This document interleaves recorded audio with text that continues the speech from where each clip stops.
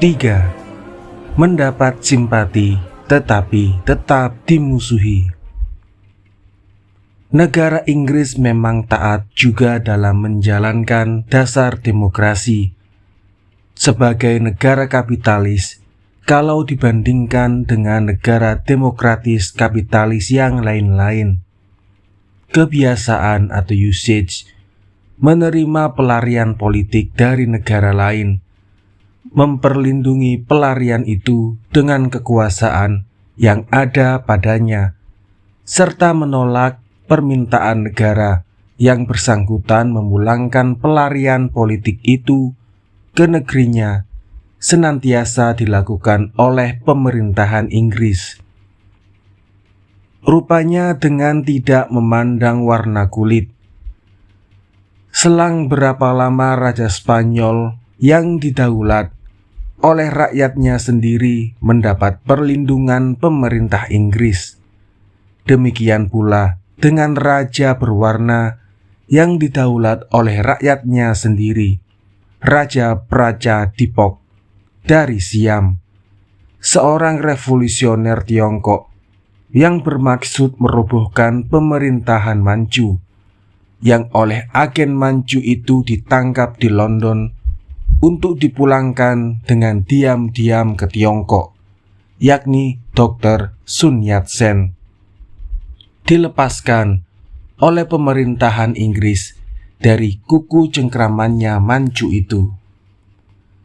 Semuanya itu belum berarti bahwa mereka yang dianggapnya komunis, yang mempunyai kulit berwarna, yang berada dalam jajahannya pula, akan mendapat perlindungan yang dimaksudnya itu.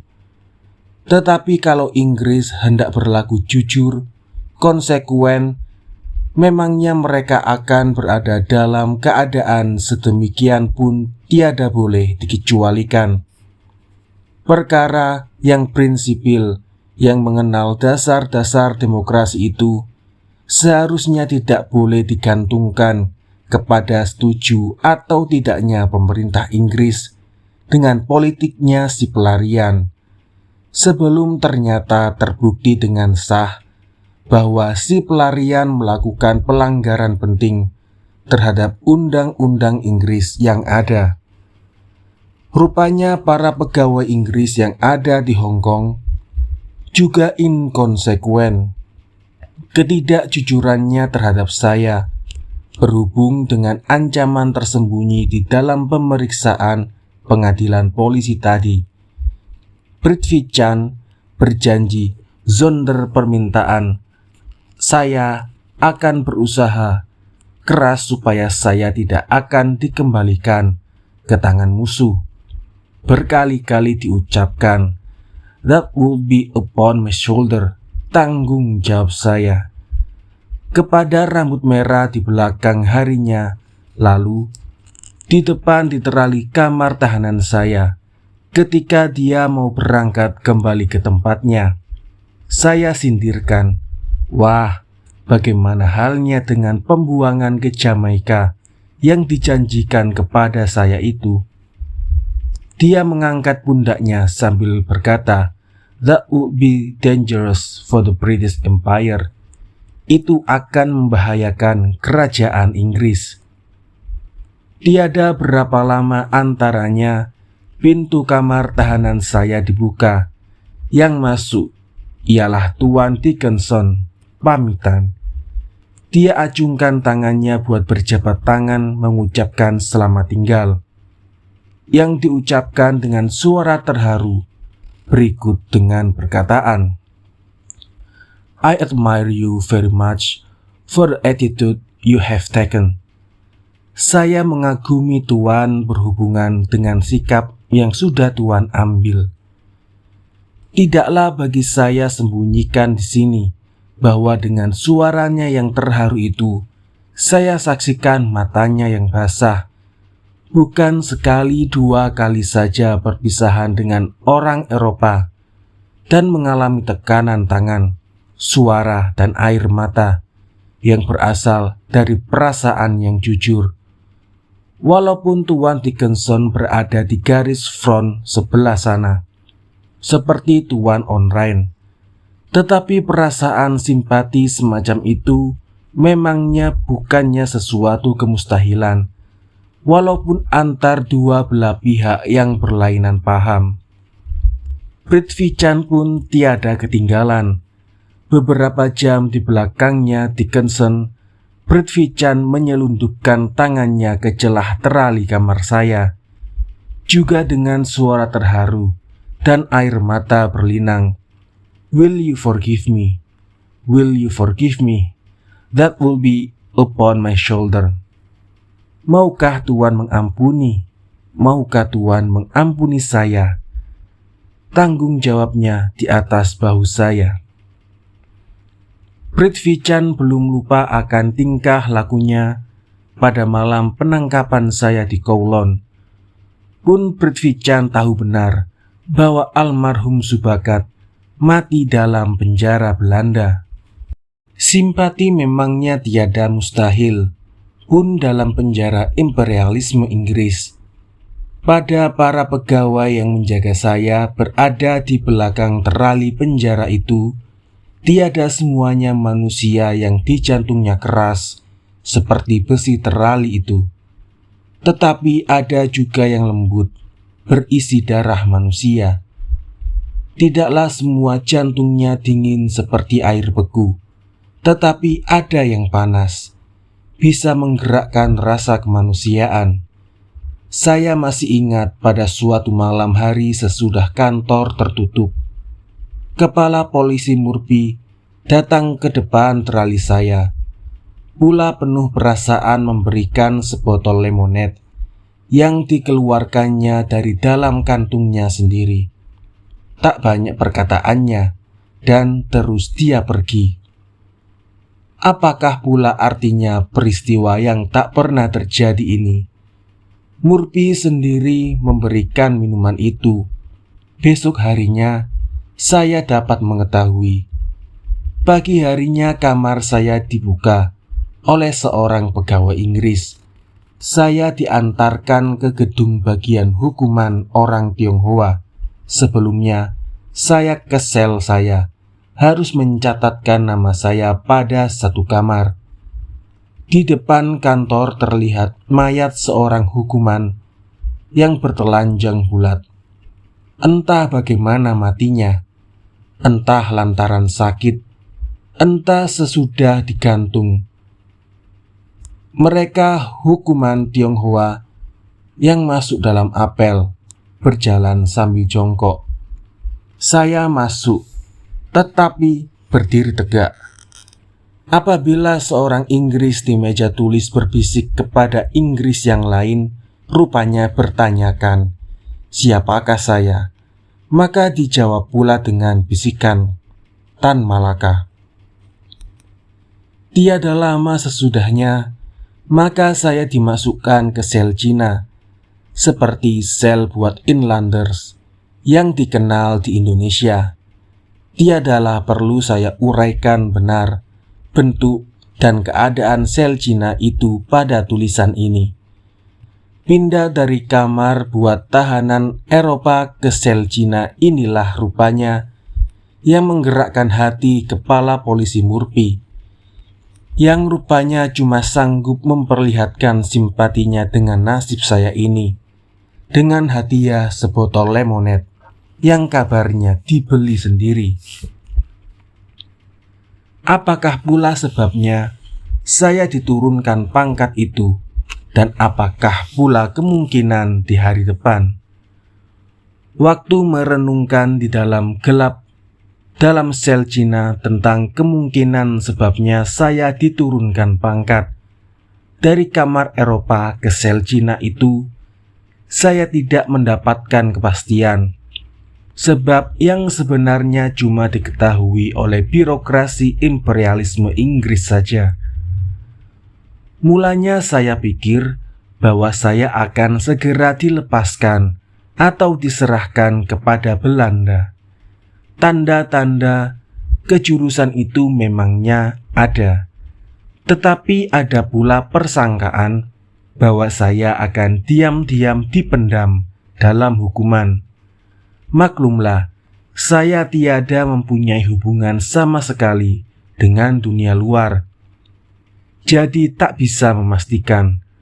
Akhirnya ada pula pengiraan saya bahwa kejadian ini adalah akibatnya 1-2 peristiwa yang oleh 1-2 orang pegawai rendahan Inggris dianggapnya sebagai pelanggaran atas ketertiban ketika saya masih berada di kamar tahanan Eropa. Pada suatu hari ketika sedikit jauh malam, apabila suasana mulai sunyi senyap, maka serdadu India, ialah penjaga di depan kamar saya, sesudah melihat ke kiri ke kanan, menghampiri terali kamar dan bertanyakan dalam bahasa Inggris, berapakah banyaknya orang Islam yang berada di Jawa? Saya jawab, lebih kurang 60 juta, tahun 1932. Dia kelihatan gembira sekali dan mengatakan bahwa dirinya adalah seorang Islam dari Punjab. Sedang dia menceritakan ini itu dan asyik bertanyakan apa yang ingin diketahuinya, maka tiba-tiba dari gelap keluar seorang pegawai Inggris. Kepada saya bertanya, "You are not allowed to talk to the British soldier." Tuan tidak diizinkan berbicara dengan serdadu Inggris. Rupanya kabar bahwa saya seorang penggerakan berasal dari Indonesia sudah banyak diketahui. Sesudah kejadian di atas, saya tidak pernah lagi melihat serdadu Islam di depan terali kamar tahanan Eropa itu. Yang saya lihat berganti-ganti. Menjaga adalah serdadu Sikh dan serdadu Hindu. Mulanya mereka berupa streng atau keras, tetapi tidak beberapa lama di antaranya serdadu Hindu dan Sikh yang sudah masyhur ketaatannya pun menghampiri terali saya untuk bercerita dan bertanya kepada saya. Tentulah akan saya dengarkan ceritanya dan saya jawab pertanyaannya, teristimewa pula dalam keadaan tiada mempunyai teman untuk berbicara itu. Pada suatu malam, apabila seorang serdadu Sikh dengan suara agak keras memaki-maki Inggris karena gajinya tak sebanding dengan gaji serdadu Inggris, sedangkan pekerjaan lebih berat dan berbahaya kalau ada kerusuhan atau peperangan, maka tiba-tiba dari tempat gelap keluarlah pula pegawai Inggris yang rupanya sedang mengintip dekat tempat saya. Sekali lagi diperingatkan kepada saya bahwa saya tiada boleh berbicara dengan serdadu Inggris. Membela diri tidak baik dalam keadaan demikian, karena bagaimanapun juga pembelaan itu dilakukan, semuanya akan memberatkan si serdadu saja. Dalam hal ini, baik diperhatikan juga pepatah asing yang berbunyi, "Zwijgen is good, spreken is zilver." Berdiam diri itu adalah emas dan berbicara itu adalah perak. 4. Mendapat bantuan tak terduga. Tetapi berdiam diri itu buat saya sendiri resikonya mungkin ada. Inilah pula salah satu daripada kemungkinan sebab maka pangkat diturunkan dari tingkat Eropa ke tingkat Cina. Tidak beberapa lama merenungkan semua kemungkinan apakah sebabnya saya dipindahkan itu, maka saya dengar ketukan perlahan-lahan di pintu saya. Apabila saya hampiri, maka saya dengar suara dari luar dengan suara kecil dalam bahasa Indonesia Tionghoa. "Gua orang Cina. Gua dihukum 4 tahun. Dulu gua lama tinggal di Medan. Sobat mau apa boleh gua tolong. Sobat, mau daging gua cari, mau telur gua cari. Saya, kenapa sobat dihukum? Jawab, mencuri. Saya, di medan kerja apa? Jawab, kerja kuli kebun. Saya tak mau daging dan tak mau telur. Coba sobat tolong carikan kertas dan pena. Saya mau tulis surat. Nanti sobat tolong kirim. Apa sobat bisa atau tidak? Jawab, bisa. Apabila masih berada di kamar tahanan Eropa dan gagal mendesak mendapatkan lawyer atau pembela hukum, maka akhirnya permintaan saya buat mengirimkan surat dan kawat keluar dibenarkan. Kepada Ketua Partai Sosialis Inggris, almarhum Lansbury, yang duduk dalam parlemen, saya kirim kawat buat menerangkan keadaan saya. Saya tiada merasa pasti bahwa kawat itu akan disampaikan atau disampaikan dengan cepat dan tidak pula mengandung pengharapan banyak dan hasilnya. Sebab itu saya kirim lagi surat dengan secara gelap dengan perantaraan sobat tadi kepada almarhum Maxton, bekas pemimpin Independent Labour Party dan anggota parlemen Inggris, pemimpin kaum buruh yang lebih radikal yang menjadi anggota parlemen di waktu itu. Tiadalah saya kenal namanya. Surat kepada Maxton itu nyata memberikan hasil. Setelah saya keluar dari tahanan, maka saya dapat membaca surat kabar bahwa Maxton mengadakan pertanyaan dalam parlemen Inggris yang berhubungan dengan penangkapan atas diri saya itu. Mungkin sekali inilah yang menyebabkan Inggris tak boleh lebih lama menahan saya dalam penjara dengan tidak mengadakan pemeriksaan pengadilan seperti lazimnya di dunia demokrasi. Mungkin pula ada hasilnya surat yang kedua. Ialah yang mengirimkan secara gelap, dan sel Cina pula yang berhasil menerobos blokade Inggris dan menjumpai para sahabat saya di Manila.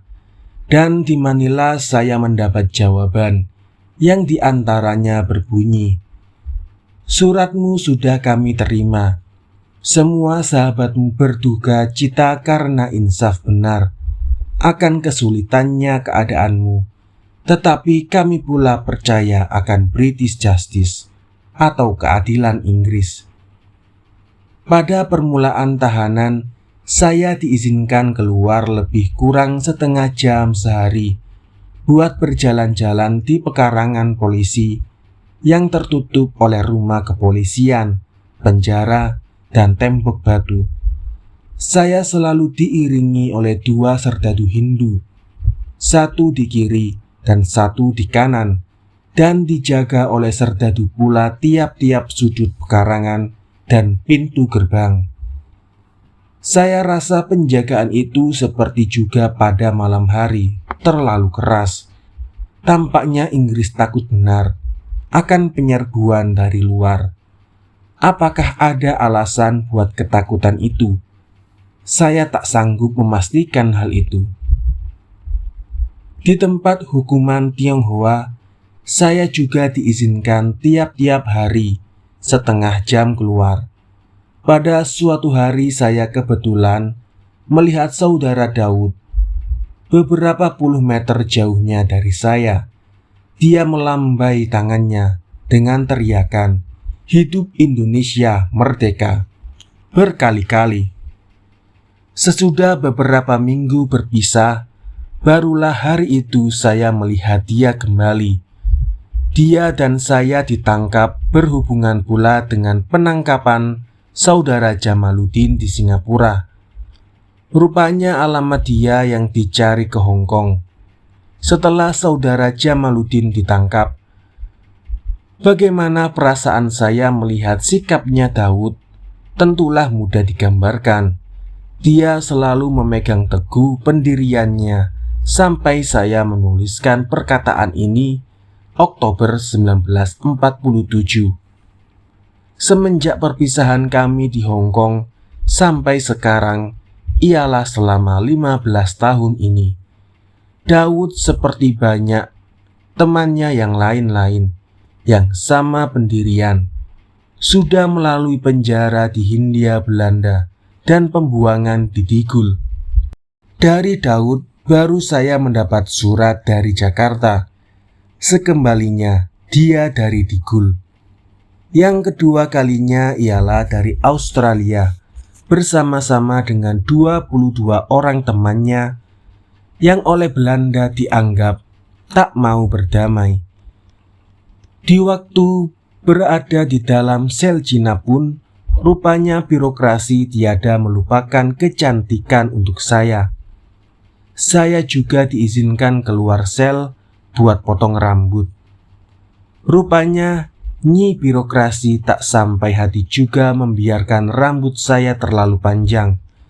Seolah-olah Nyi birokrasi juga berkewajiban menjaga supaya hairdressing potongan rambut saya dalam sel Cina itu tak kalah dengan potongan rambutnya seorang pegawai pemerintahan Inggris di waktu dansi dengan para ladiesnya.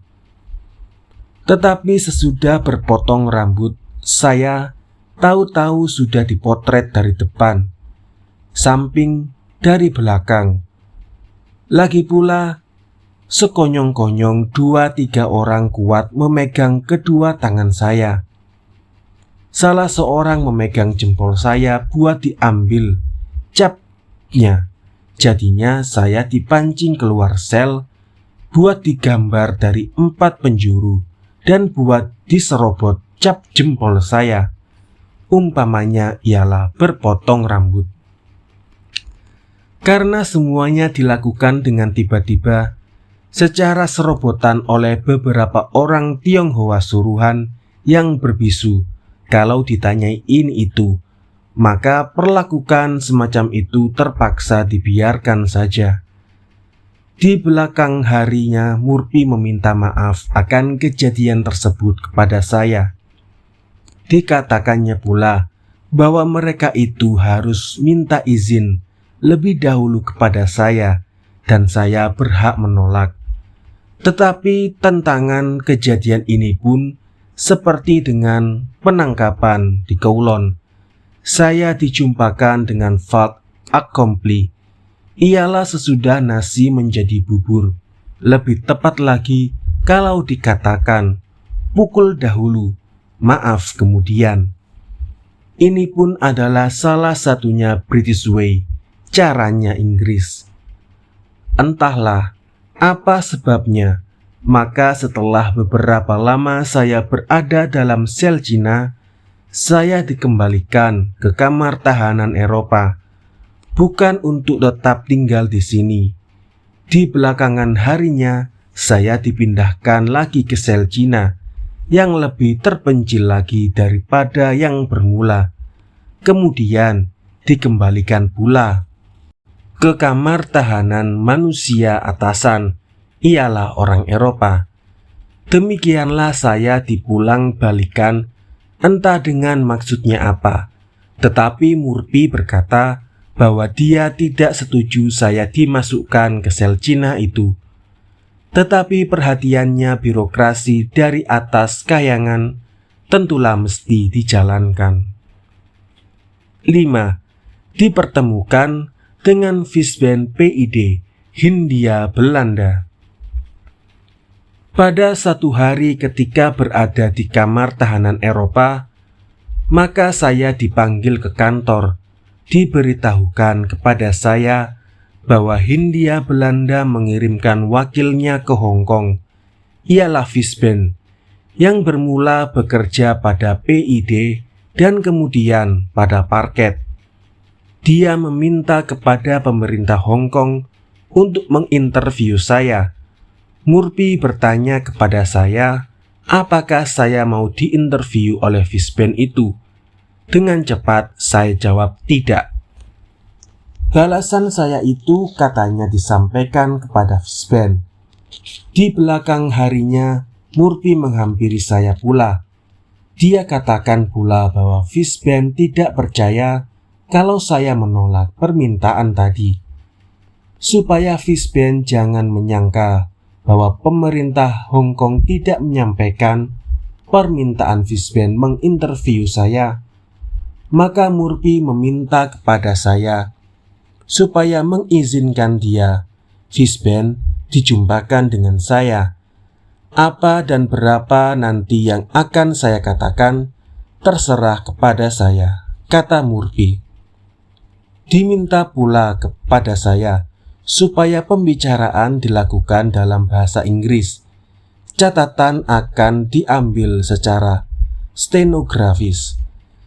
Begitulah pada suatu pagi, hari Fisben dibawa masuk ke kantor polisi. Pembicaraan tidak diadakan langsung antara Fisben dan saya, melainkan dengan perantaraan Murphy. Kalau saya tak salah, ada lagi orang Inggris yang lain-lain menyaksikan. Tanya, gambar siapa ini? Ditunjukkan gambar saya dengan beberapa serdadu Tionghoa ketika berada dengan Kik Kok di desa Sionjing. Rupanya gambar itu dirampas dari almarhum Subakat ketika dia ditangkap di Bangkok. Jawab, boleh lihat sendiri. Tanya, di manakah serdadu itu sekarang? Jawab, di salah satu goa dekat kantornya Fisben. Awaslah. Semua tertawa. Tanya, benarkah Tan Malaka kembali ke Indonesia kira-kira tahun 1925? Bagaimana jalan yang diambil? Jawab, pertanyaan semacam itu bukan interview. Tentangan pemandangan dalam politik seperti biasa dimakankan.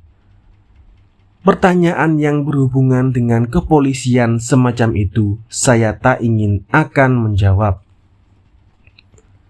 Murphy lalu menoleh kepada saya. Dia bertanyakan apakah yang mau saya katakan atau tanyakan. Saya berkata, ingatlah bahwa dari dalam kubur suara saya akan lebih keras daripada di atas bumi. Murphy menyuruh mencatatkan ini kepada nona sekretaris dan baik-baik. Kemudian Murphy bertanya pula, apakah lagi yang akan saya katakan? Saya sampaikan kepada pemerintah Hindia Belanda. Peringatan saya, storm ahead, don't lose your head. Topan di depan, jangan kehilangan kepala. Karena semuanya tertawa mendengar, maka nona sekretaris terpaksa bertanya lagi, apa yang saya katakan tadi sepenuhnya. Saya ulang perlahan-lahan. Storm ahead, don't lose your head. Kalimat ini mengandung dua arti. Arti yang pertama ialah jangan kehilangan akal. Yang kedua lain, jangan kehilangan kepala karena dipotong. Don't lose your head diucapkan pada bulan Desember 1932. Pada bulan Desember 1942, pada tanggal 8 Maret, pemerintah Belanda tidak saja kehilangan akal, tetapi juga kehilangan kepala. Sayang Fisben sebelumnya, nujum itu terlaksana sudah mati. Kabar ini kebetulan saja saya baca dalam salah satu surat kabar. Di belakangnya interview tersebut, maka rupanya Fisben mendesak keras kepada pemerintah Hong Kong supaya saya diserahkan kepada pemerintah Hindia Belanda. Maksud interview itu boleh jadi cuma untuk menyaksikan apakah benar Tuan Tan Malaka yang ditangkap atau tidak.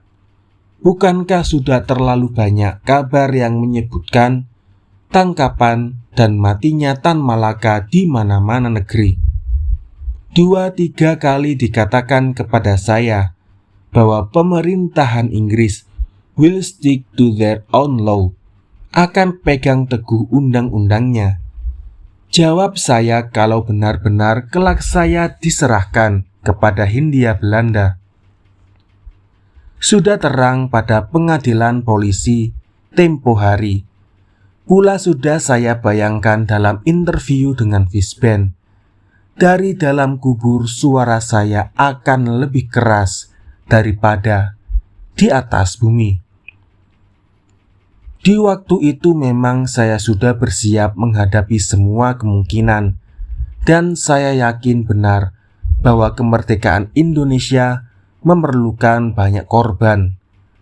Setelah berkali-kali saya dipulang-balikan dari kamar tahanan Eropa ke sel Cina, maka akhirnya pada penghabisan bulan Desember tahun 1932, kepada saya dimajukan pertanyaan, kemanakah saya ingin pergi kalau saya disuruh keluar dari Hong Kong? Saya peringatkan untuk kesekian kalinya bahwa jika saya melakukan pelanggaran yang berhubungan dengan undang-undangnya pemerintahan Hong Kong, maka sepatutnya saya dituntut di depan pengadilan. Kalau kelak dalam pemeriksaan ternyata saya bersalah, maka tentulah saya akan menerima hukuman. Tetapi kalau kelak saya tidak bersalah, maka sebenarnya menurut kebiasaan negara sopan di dunia ini, saya berhak tinggal di Hong Kong. Sering pula saya peringatkan bahwa Dr. Sun Yat-sen ialah seorang revolusioner Tionghoa, selalu dapat perlindungan di Hong Kong atau bandar perjanjian seperti Shanghai. Pegawai Inggris tak pernah memberi jawaban yang pasti terhadap peringatan saya seperti ini. Tetapi rupanya pemerintah Hong Kong seolah-olah mau menjalankan lembaga negara sopan, ialah menyediakan tempat pembuangan lebih dahulu sebelum calon buangan itu diusir. Saya jawab kalau saya akan dibuang saja, maka saya suka saja ingin pergi kembali ke Manila. Maka menurut pemerintah Hong Kong, atas nama konsul Amerika di Hong Kong, saya tidak diperbolehkan masuk ke Filipina. Kemudian saya bertanyakan, apakah keamanan diri saya akan dijamin kalau saya melalui Perancis dan Nederland? Saya berniat melanjutkan perjalanan saya sesudah mengambil kembali uang saya yang 10 tahun sebelumnya saya simpan di 2 bank di Nederland. Dengan uang itu dan dengan pekerjaan sebagai wartawan surat kabar di Asia Raya, saya akan bisa menjalin kehidupan saya sendiri di salah satu negara di Eropa. Hal yang belakangan ini perlu dimajukan, karena kebanyakan negara memangnya segan sekali menerima orang asing yang tidak berpencaharian pasti. Di belakang hari, saya mendapat jawab bahwa saya tidak boleh lewat di negara Nederland, karena katanya saya sudah kehilangan Netherlands Onderdagschap saya, kerakyatan Nederland. Setelah saya bertanyakan menurut undang-undang manakah saya kehilangan hak tersebut, maka dijawab bahwa menurut peraturan Hindia Belanda, jika seorang Indonesia lebih dari 5 tahun tidak menghubungkan dirinya dengan salah satu wakil pemerintah Netherlands, duta atau konsul, di mana orang Indonesia itu berada, maka orang itu akan kehilangan haknya sebagai rakyat Netherlands. Jadi dengan begitu saya tidak berhak lagi mendapat paspor. Dengan demikian maka sendirinya pula tiadalah saya bisa berpergian dengan legal resmi. dan kecuali ada negara yang mau menerima saya masuk ke negerinya, maka tidak ada lagi tempat yang lain buat saya sesudah jatuh ke tangan Inggris di Hong Kong itu, selainnya dan pada rumah di penjara. Ternyatalah pula bahwa penangkapan atas diri saya di Hong Kong itu tidak saja menghilangkan kemungkinan buat bepergian atau tinggal di Hong Kong, tetapi seterusnya menghilangkan semua kemungkinan untuk mencari nafkah hidup. 6. Perang siasat melawan konspirasi imperialis. Rupanya di waktu itu pemerintah Hindia Belanda tidak berjumpa dengan persoalan yang mudah diselesaikan ataupun menjalankan pelanggaran yang mudah dilakukan. Saya dengar pemerintah Hindia Belanda ingin mengambil saya kembali. Itulah pula maksudnya mengirimkan fishband ke Hong Kong. Tetapi maksud itu gagal berhubung dengan sikap pemerintah Hong Kong dan sikap saya sendiri.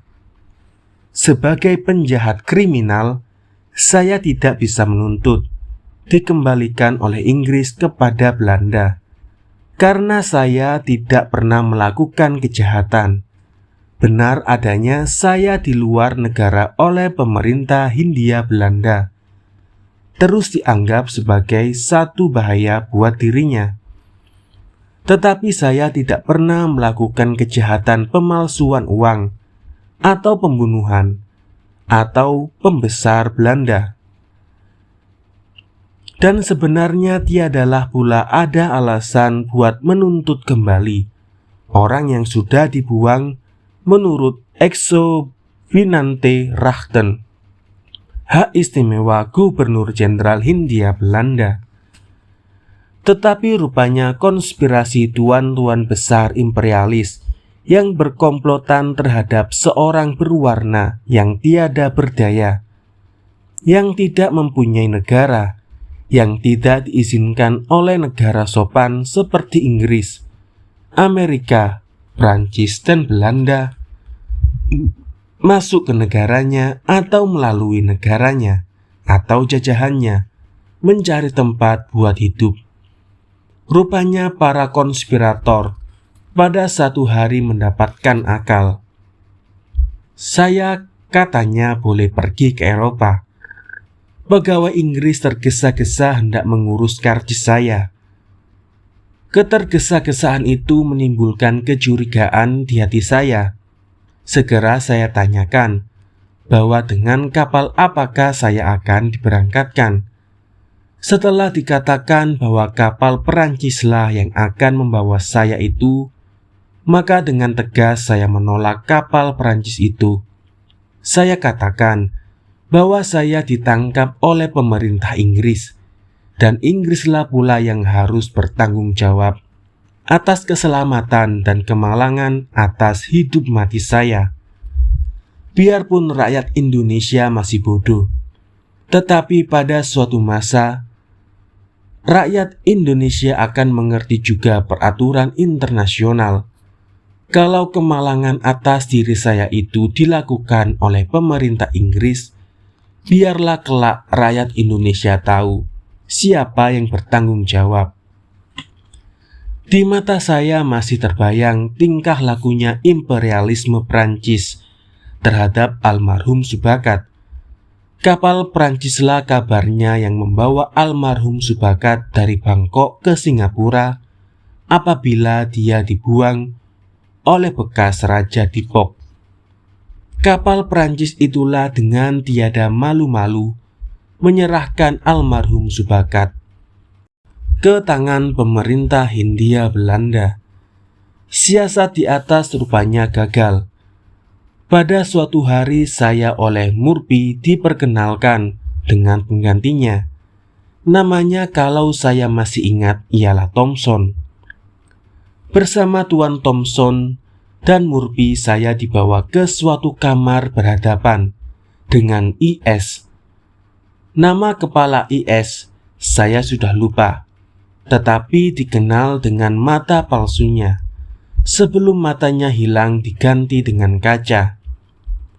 Setelah sebentar saya duduk, saya diberitahukan oleh mata kaca, "Tuan mesti berangkat." Saya, "Kemana?" Mata kaca, "Kami tidak tahu." Saya, "Bolehkah saya pergi ke Inggris?" Mata kaca, "Tidak." Saya, "Dalam parlemen cuma satu orang wakil komunis." Mata kaca, "Tidak perlu Tuan tambah lagi." Saya, "Bukankah aturannya pemerintah Inggris biasanya menyediakan lebih dahulu tempat pembuangan dan menanggung jawab keselamatan orang buangan itu selama berada di jalan menuju ke tempat pembuangan yang seharusnya sudah ditetapkan lebih dahulu itu?" Semuanya mengangkat bahu. Saya, "Kenapa saya tiada mendapat perlakuan seperti biasa menurut peraturan Inggris?" Jawab, "You are Tan Malaka." Rupanya karena memang saya Tan Malaka, saya tiada mempunyai hak buat mempergunakan ahli hukum sebagai pembela, tiada berhak dihadapkan kepada pengadilan umum, tiada berhak atas perlindungan, pun tiada berhak untuk dibuang ke tempat yang aman, di jalan dan di tempat pembuangan. Karena saya tiada diizinkan memakai ahli hukum, maka tiadalah pula dapat saya mengetahui apakah tidak ada di bagian Tiongkok yang mau mengizinkan saya masuk. Sebagai akibat semua yang tersebut di atas, maka sebenarnya saya tiada diberi hak lagi buat bergerak, kecuali di dalam penjara imperialis saja. Kemana saja saya pergi harus dengan kapal imperialis, diikuti oleh agen imperialis. Akhirnya mata kaca berkata, "Besok Tuan boleh mengambil keputusan." Tetapi setelah mendapat desakan, tiba-tiba itu saya menjawab, "Ini hari saya mengambil keputusan, nanti pukul 1. Di kantor polisi saya tanyakan kepada Thompson, berapa lamakah saya akan dihukum kalau saya menolak dibuang dari Hong Kong? Jawab, 1 tahun. Ialah berhubung dengan pelanggaran. Tanya, berapakah pula lama hukumannya kalau sesudah dihukum setahun itu saya tolak lagi dibuang? Jawab, 2 atau 3 tahun. Kemudian Thompson pergi keluar kantor. Yang tinggal cuma nona sekretaris dan saya. Nona itu biasanya mencarikan buku bacaan buat saya. Pada waktu ini saya meminta surat kabar yang paling belakang.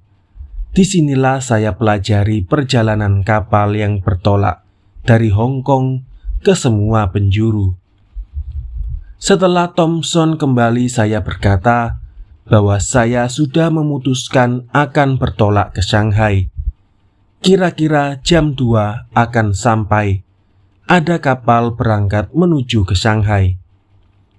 Saya sendiri tahu bahwa kapalnya Kongsi yang akan saya tumpangi itu biasanya berhenti di Shanghai bagian Perancis. Seperti saya bayangkan di atas, pemerintah Perancis tentulah tiada akan segan-segan menangkap dan mengembalikan saya ke pemerintah Hindia Belanda. Saya diantarkan ke Kongsi kapal oleh seorang IS Inggris untuk membeli karcis. Setelah semuanya selesai, saya diantarkan ke kapal oleh seorang IS Inggris tadinya, dan rupanya juga diikuti oleh polisi lain. Kapal yang katanya tadi akan berangkat pukul 2 menunda bertolaknya sampai pukul 4 atau lebih. Kapal itu kepunyaan seorang Kongsi Inggris, dan kaptennya tentulah orang Inggris pula. Sesudah sekian lama saya menunggu di dalam kapal, Maka masuklah pula seorang Inggris sebagai penumpang. Dia memperkenalkan kepada saya sebagai pegawai konsul Inggris di Amoy. Demikianlah akhirnya sesudah meringkuk di dalam penjara Inggris lebih kurang 2 bulan lamanya, dan penghabisan bulan Desember 1932, saya bertolak dari Hong Kong bersama pegawai Inggris dengan kapal Inggris menuju ke Shanghai, ke bandar yang dikuasai oleh imperialis dan tak lebih aman buat saya daripada Hong Kong. Seakan-akan saya menuju perangkap. Biarlah para konspirator imperialis bersukacita. Tunggu sajalah saya di Shanghai.